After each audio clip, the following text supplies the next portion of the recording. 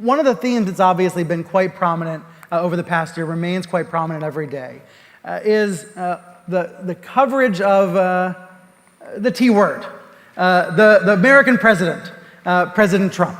This is something that I focus on quite a bit on my program, and many others do as well. There would be no conversation about World News Day without talking about the man at the center of all the news in the United States. And one of the stories about the US president has been about his finances. And that is something the New York Times has done groundbreaking work on. The next journalist that I want to bring up to introduce tonight will tell us a little bit of the story behind the story. She was born in Calgary. She currently lives in New York, working for a little paper that I mentioned, the New York Times. She was part of the team that led the investigation into the truth behind the wealth of Donald Trump. It's an investigation that involved over 100,000 pages of documents and over a year's worth of work in a secret room in the New York Times headquarters. You all might know she was a reporter who received this anonymous envelope that contained the 1995 tax return of Donald J. Trump. One could say she is a journalist that whistleblowers clearly trust. So it was on April 15th of 2019, just a couple of weeks ago, that Susanne Craig and her colleagues Russ Buettner and David Barstow were awarded the Pulitzer-Prize for explanatory reporting for this story we're about to talk about. Congratulations and welcome to Susanne Craig.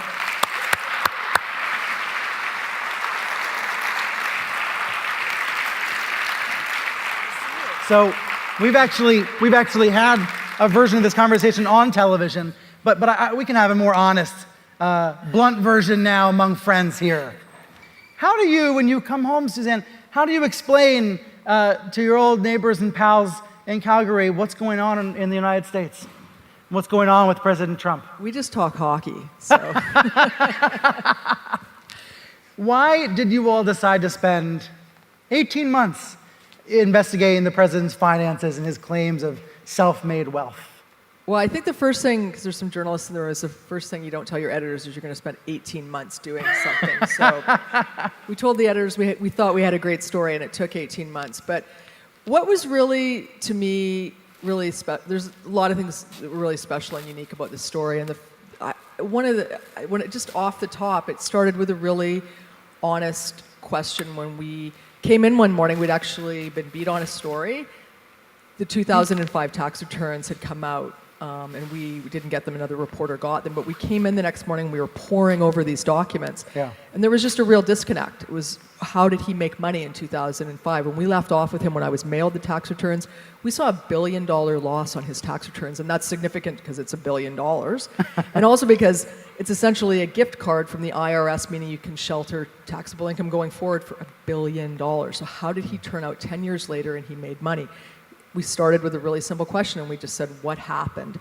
And we started to unravel that, and it turns out we found all this stuff. We found out all about the inherited wealth that he got. And it wasn't just inherited when his father died, it was wealth over his entire lifetime, starting when he was 3 years old. A lot of this came to us starting with public documents, including the trust we found when he set up when he was very little, and then stretched for the 18 months that we went through. And I think we found, and what, we've come to call it with Donald Trump the foundational lie, and that is this idea that he's a self-made billionaire. I think we were all onto the fact he got more than $1 million loan from his father, but to see just year after year, month after month, decade after decade, just the amount of money that he got from his father, and then the tax fraud that went into it, that we got into once we got the confidential tax records and financial documents that became the foundation of the story that we wrote last year.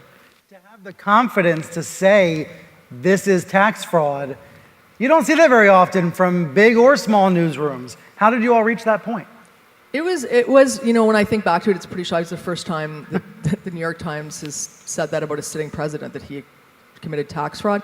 We actually, when we got into a room, everybody says, it's a question we get a lot, like, what did the lawyers say? What did the editors say? Yeah. We actually had a really high comfort level with it because we had spent so much time with the documents and with the topic, and we were able to prove it in a way that nobody looked at us and said anything but, you've got it. Like, it was actually like just an evolution, and we were lucky that the New York Times gave us so much time, but it was Yeah, that was sort of not one of the things that we were wrestling over at the end. That's a great example, a core tenet of journalism. If you've done enough work and enough digging and enough research, eventually you can reach conclusions about the facts. Yeah, I mean, I think we they felt can't be disputed. Yeah, and we were so fortunate that we spent a lot of time developing the sources that we got, and that we were able to get these documents. I mean, the story was built. And it's interesting, you don't hear a lot from Trump world about the story. There's been a lot talked about the story, but it was built on Fred Trump's tax returns, right, his financial records, his bank records, and depositions from the family. We have incredible scenes in the story that are actually built from depositions that his sister gave, who's a federal judge or was a federal judge, and other family members. Yeah. What's the ongoing impact of this reporting? Because it's continuing to have domino effects, right? It is. Right in the sort of immediate after effect of the story, there was the city and the state launched investigations to look at whether or not there was back taxes owed. And separately, Donald Trump's sister, the judge, has retired in order to avoid an investigation into what happened, into the allegations that we raised, into what happened in terms of some of the fraudulent activity that was involved. How do you think this investigation, what does it tell us about journalism versus, this stereotypical, cliched, sometimes, falsehood-filled version of journalism that the president's allies present? Right? They use that fake news smear, and they make up lots of other claims about how journalists do their jobs. How do you actually do your jobs versus what they claim? What's the difference? I think that's something just separate that's going on to me. I mean, they say things are fake news a lot, and then I think we just come in every day and do our jobs, and I think there's going to be a long tail to that. I think we're writing, in our case, not quite the first cut of history. We did a rewrite of it, but I think there's a lot of journalists doing a first draft here, and I think that I always say, a lie passed down into history, becomes truth eventually, and I think that we're all trying to guard against that. And I think for the most part, I like to think we're doing a pretty good job at it. I haven't heard you use that line before. I love it. The idea that a lie passed down becomes truth, unless journalists and others don't let it happen. Donald Trump's banking on it. We've seen him do it. And He's banking on it. We saw him do it we sat in a room for 18 months, and he started creating a fiction about his wealth when he was in his 20s. And nobody corrected it, and eventually it became a lie that became truth. I mean, history books are written on this, that there's errors in it, and he's banking on it. And I think that we have to be really vigilant. I mean, I feel every day we come in here and the Times empowers us to do that. We don't get it right every day, but we really try. We try. Newsrooms at the New York Times and CNN, we're not advocating for outcomes. We're just trying to put as many facts out there as possible. But I do wonder, if you look at President Trump and compare him to any other past president, would anybody else survive? Would anybody else last with the number of stories and investigations and scandals and real news stories that we've seen published? Is there something strange about this moment in time that there's been so much reporting revealing so much to maybe little effect? There is. I think it's had a huge effect. I mean, I think you're talking about a specific impact. I think it's had a massive effect on all of us. And I think you can, it's sort of how you measure it, I guess. And I sort of look, when I look now at impact, I think, the story, I think, will rewrite his history, and that's really important to me in terms of a long thing.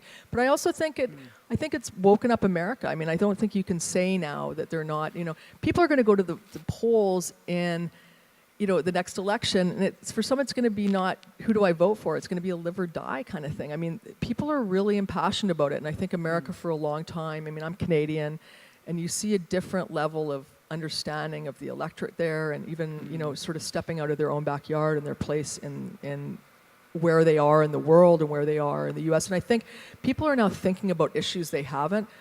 If you try to think of some of the positive about Donald Trump and his presidency, I think that's, I think Americans have woken up to something, and I think the next election is going to be really important for them. Susanne Craig, everybody, thank you so much. Thank you, Susanne.